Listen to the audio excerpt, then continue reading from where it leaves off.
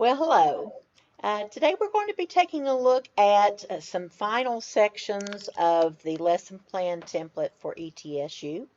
And we'll be looking specifically at some parts that address interacting with students, how you question, give feedback, and your plans for managing the lesson. So let's first start with talking about asking questions and giving feedback. There is a part of your lesson plan template where you're asked to think about higher order thinking questions and higher order thinking activities. And when we're talking about those things, we're talking about this upper level of blooms. So even with application's it's certainly on the upper end, but we're thinking more in terms of analyze, evaluate, and create. Lower level thinking is like surface comprehension, whereas high level thinking is deep comprehension. A question that is higher level is open-ended. There is no right or wrong answer. Well, there might be, but um, that's not the point. The point of it is that it's not a quick answer. So with the lower level thinking, it's remembering and understanding, applying. But when you get into higher level, you're looking at analysis, evaluating, creating, comparing, critiquing, designing. The Tennessee Educator evaluation model, there are two parts that I think are important here. First of all, they want in your lesson for you to teach types of thinking or model types of thinking or provide opportunities for students to do some higher order thinking. And some of the things that they mention is analytical thinking, um, application, creative thinking, designing, research-based thinking, um, getting the students to have opportunities where they can generate a variety of ideas and analyze problems. And specifically talking about questioning, they want teachers, and this is very good, they want teachers to ask a variety of questions and ask a variety of high quality questions. So not just knowledge and comprehension for review, but application, analysis, creation, and evaluation. So you want questions that require students to regularly cite their evidence. So for example, you might ask, um, if you're teaching a science class about weather and you gave a set of conditions and you asked your students, what do you believe will happen? Then they are predicting, based on this certain set of circumstances, what they believe will happen. And here, you also want to ask them to cite their evidence. Why do they think that? So questions are also purposeful and coherent. And that means when we say that the questions that the teacher asks are purposeful, what that means is that you've planned them. You've thought, what would be a good question to ask here? So people like me, we're pretty lousy at coming up with questions. So generally when I was teaching, I got to where I would put the questions on the board so that I would remember to go to those questions and present them to the students. Plus having those higher order questions on the board, um, for a lot of students who are perky and really into it, they looking at the board and that higher order question up there really catches their attention and makes them, start to think and be ready to learn. And of course, later the board became the screen. So just thinking of those questions in advance. And having a lot of questions. So you're not just calling on individuals, you can also call on a whole class, have them signal, if you think it's this answer or that, don't think it's that answer. Choral responses, which means that everybody answers at one time. Written and shared responses. Group answers. Making sure that you're giving wait time. So um, most of the time, 3 to 5 seconds. But what I tell folks is that when you ask a question, let it sit. Most of the time we ask a question, we want an answer so fast, most people haven't even had time to sit there and think about it.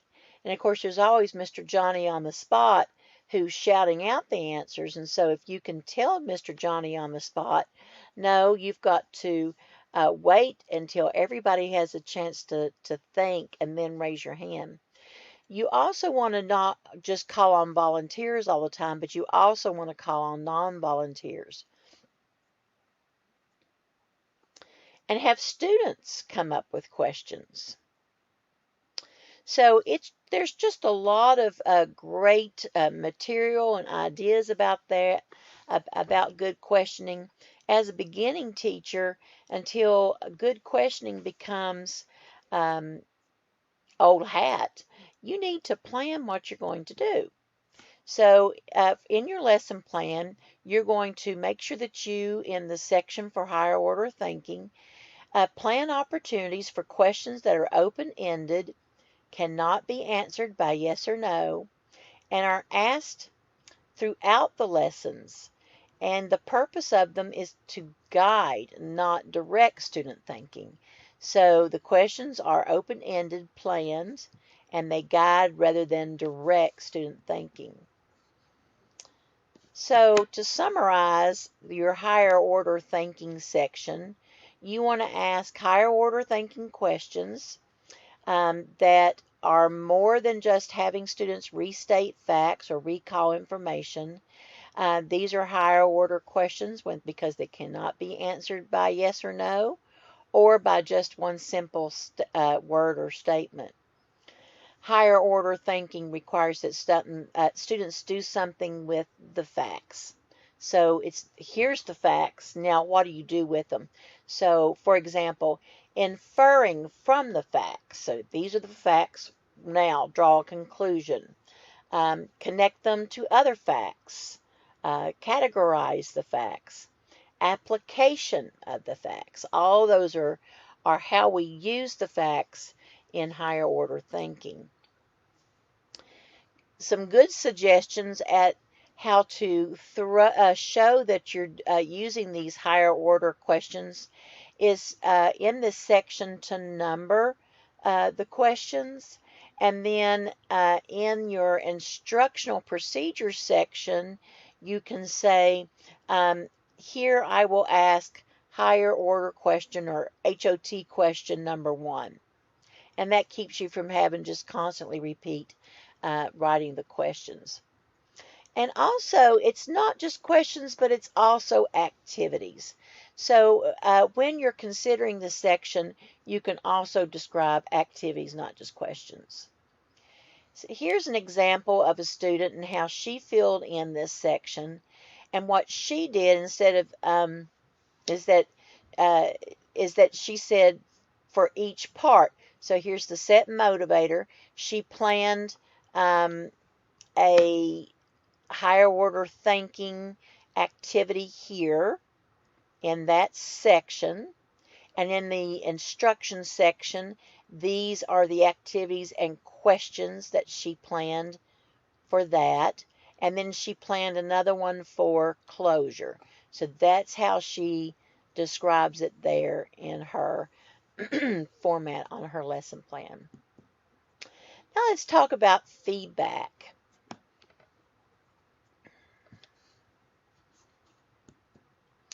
Veteran teachers, and I'm going to put my face over his. Okay, that was fun. So, veteran teachers make giving feedback look easy. As a beginner, you're watching these people and they're just doing it, but that's because they're good. When you watch uh, an Olympic skier hit the slopes, then you can appreciate that they just do it with grace and ease, and you think, wow, that looks like fun. And you're not seeing the years and hours of practice. And that's what you see also with a veteran teacher, is that you see someone who's very practiced. So you not only need to be thinking about the questions that you're going to give, you need to be thinking about how you're going to be giving academic feedback. So the academic feedback is in the assessment evaluation section of your lesson plan template. And we just sort of glossed over this earlier. I believe I mentioned that this is the kind of thing that you can touch on when, when you're looking at your evaluation criteria. You can address that evaluation criteria in this section here on academic feedback. But let's look at what the question says. It says, how will you give academic feedback? How will your academic feedback promote student understanding of the learning objectives or state standards? First of all, let's be clear. Praise is not feedback. It is wonderful to give students praise. Aren't you clever? That's fantastic. Amazing.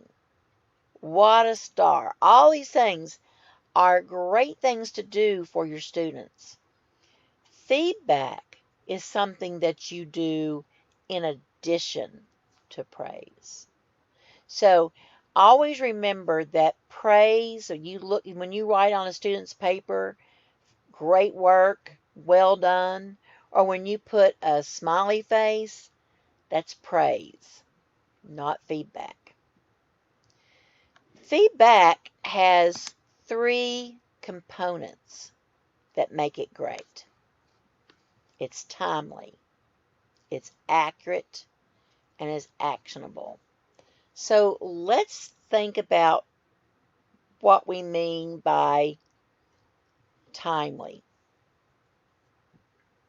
For a young student, when you're having them do a task, the best way to give them feedback is immediately. But do you think that would always be possible? No, it's not always possible. So we want the feedback to be timely. It certainly doesn't do any good for even you to get feedback weeks or months after you've even forgotten what it was that you've done. So the sooner the better, because the purpose of the feedback is not for you to know how you did. The purpose of the feedback is to improve how you're going to do. Let's say that again. It's not the purpose of feedback to tell us how a student did. It's the purpose for us to give feedback to help students do better the next time. So that's the whole point. And so you want to make sure that it's timely. And if we want students to improve, then we've got to give accurate feedback. And that's hard because you've got to tell people what they've done incorrectly and what they need to fix. And some that can be really disappointing, and some students struggle with hearing even constructive criticism. So, but accuracy is still important. You have to remember that you're not trying to win a popularity contest. You're trying to get the students to learn and to be able to do things. And so you've got to give them accurate feedback. Well, that means that you're going to tell them things, and you need to tell it to them in a way that's positive and promotes a feeling of that they can do better. So because of that, we want our feedback to be actionable. So yes, you're going to tell them that maybe this is not correct answer. What can they do to come up with the correct answer? So I don't think anything's more frustrating than to keep getting something wrong, and you just keep doing it the same way over and over again. Have you ever had like a technology problem? You can't understand why you can't get something to work. Just recently, my husband was trying to get onto a platform with the bank, and he kept entering in the PIN, and the PIN wasn't working, and it was so frustrating. And so eventually he had to call and get help so that he could get some actions to do to make it work. So what kind of strategies can you give the students? That's a really important part of great feedback. So here are some things for you to think about. You want to have some things prepared and listed in the lesson plan procedures. Think about the different parts of your lesson plan when you would have an opportunity to give academic feedback. When are you going to have them doing guided practice, for example? Or when are you going to have them do independent practice? When are you going to have them answering questions? So you describe what you do here and what you say. For example, you might say, I like the strategy you are using. Can you think of other ways? I like your thinking. However, could you explain the steps? So you want to give feedback to individuals, um, and you want to make sure it's accurate and it's got an action. But also, when you have individuals in your classroom with specific learning needs, when you're giving them feedback, don't focus your feedback thinking about their needs. Think about their strengths. So everybody's got strengths. Now, that doesn't mean their strengths are stronger than anyone else's.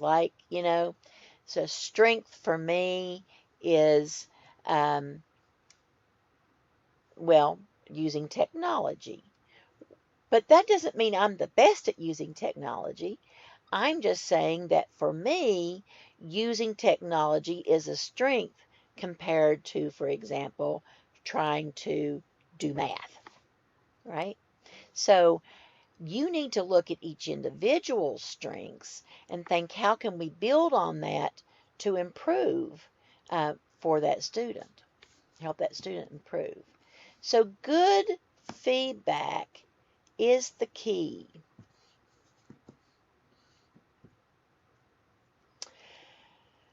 Now, here's the rubric. Um, here's the team rubric, and it's in team also that you need to be ready to give both oral and written feedback that's frequent, high quality, and if you had expectations for the students, includes those. You want to make sure that it's given in guided practice and during homework review. You want to go around and circulate students getting thinking, get them to assess their own progress, each other's progress. Use feedback uh, as a way to get them interested in monitoring their own work, and the feedback you're getting from them helps you monitor and adjust. So as you're listening to them answer these questions, you're thinking, they're not quite getting it. I might need to try a different approach. And when you look at our rubric for the lesson plan, it says that To meet expectations, this describes teacher actions that guide student learning to promote understanding. It needs to provide a strategy to address individual learning needs or making connections to prior learning or experiences to improve learning. The difference between meeting expectations and exemplary is that here we're providing a strategy, and instead of or, it's and. Addresses individual learning needs and feedback that makes connections to prior learning or experiences and student-to-student feedback. Here's an example of how a student wrote in this section. How will you give academic feedback? How will your academic feedback promote student understanding of the learning objectives or state standards? And this is what she wrote. If students struggle understanding of blank, I'll remind them of the lesson that we had on. They'll receive feedback on the rubric. They'll use peer-reviewed checklists to give each other feedback. They will reflect on their strengths and areas of need. Complete an error analysis. Now, this is a lot to do in one lesson, and I actually think she's a little overdone it, but at least you can see what types of things that you can put. So let's next talk about management. We think about, when you hear the term classroom management, I bet you think about whether or not students are talking, whether or not they're in their seat, whether or not they're minding the teacher. Classroom management is about that. It is about behavior, but it's also about managing the classroom. Have any of you all managed, like at a restaurant or in a business? Or have you watched managers in those businesses? As a teacher, you're a manager. I'll never forget when I was in college, I applied for a job at a restaurant, and the person looked at me and she says, "You need to apply to be the manager." And I said, "Oh, no, no, no, no, no. I can't manage. I've never managed anything." And she said, "Well, you've managed classrooms." And I thought, well, I guess so, because I had. And so managing, thinking about the details about how things are going to run, that's managing. In your lesson plan, we ask you to come up with an explanation of processes and or procedures, transitions from one activity to another, strategies for gaining attention, motivating students to engage in the lesson and focus on learning. And so I think one thing that we forget about is to think about transitions. Now, if you've ever been in a classroom and you observed a lesson, you know that there are certain times in the lesson where everything is going great, and all of a sudden the activity changes and things fall apart. For example, you've been having the students do an art project, and after the art project, what do they have to do? They have to put away the materials. So all of a sudden, you've got 20, 25, maybe even more students in the classroom putting away their materials. Can you imagine in a small space how chaotic there would be if you haven't thought out how they're going to put away those materials? In a PE class, you have transitions, for example, between when they're doing their calisthenics to when they're going to go do their game. What do you have the students do when they're in the middle of making that switch? That's the transition. You've been doing one activity, now you want the students to put it away and get out something else. How do you make that happen? And one of the of the ways that we can tell a veteran teacher and an inexperienced teacher is that an inexperienced teacher will get that messed up a lot because they just haven't learned the strategies that they need, or they're not really sure where during the day there's going to be this breakdown. Is it going to be during the announcements when the students are supposed to be listening? When are these things going to happen? There's a lot of anticipation. You're going to be anticipating what kinds of things can go wrong. So let's take a look here. In this management section, you want to think and address transitions. You want to think about strategies for gaining attention. You want to think of strategies to motivate students to engage. You ever thought back on high school classes that you were in where students were off task? Maybe even some of your college classes where students are sitting there playing on their phone or on their laptop and they weren't supposed to be.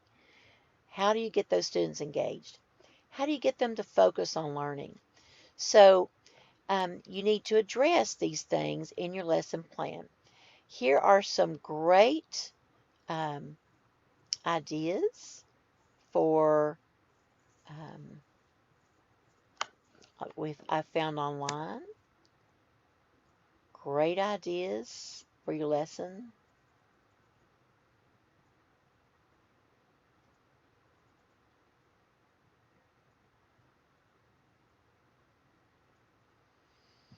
There's more.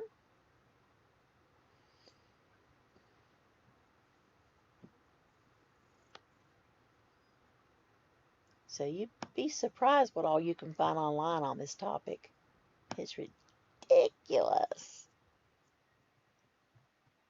Classroom management is such a big deal that people are constantly looking for answers, and other people are going to be helping them come up with those answers.